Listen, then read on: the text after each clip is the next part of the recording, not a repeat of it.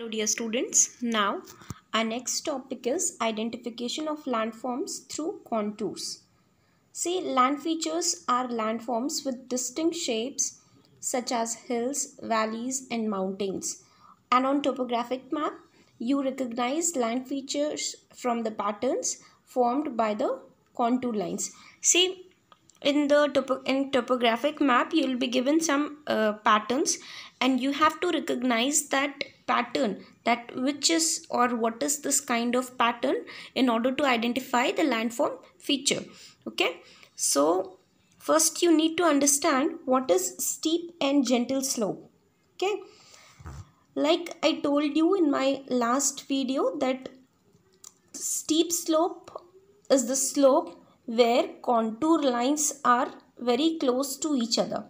Okay, and gentle slope is a slope where contour lines are far from each other. Okay, so this is a steep slope and this is a gentle slope. Now see, there are major three forms of landforms, that is mountains, plateaus and plains. So first we'll study the landform feature of conical hill and plateau. See, conical hill is a cone-like hill which is in the pattern of cone at the top, and plateau, as you know, that plateau on its two sides, the side is steep and then we have in between the flat land. Okay, plateau is also called as stable land, and this is a conical hill. Conical hill is the contour line of conical hill shows a uniform pattern of contour spread almost at the regular intervals. You can see the contour lines at regular intervals, and here you can see the inner contour are far apart. The inner contour lines are far and the side ones are closely spaced. Okay, they are closer. Then we have ridge. See, this is a narrow long upland area which shows a steep side. This is a steep side. You can see the break in between, and then the contours are closely located, and here you can see the break. This break in between is called as gap or pass. Okay, then the other one is col. Col is what? Col is also, it may be called as a gap. Okay, col is also a gap between the two point of a mountain ridge. It's the lowest point of a mountain ridge. Then we have saddle.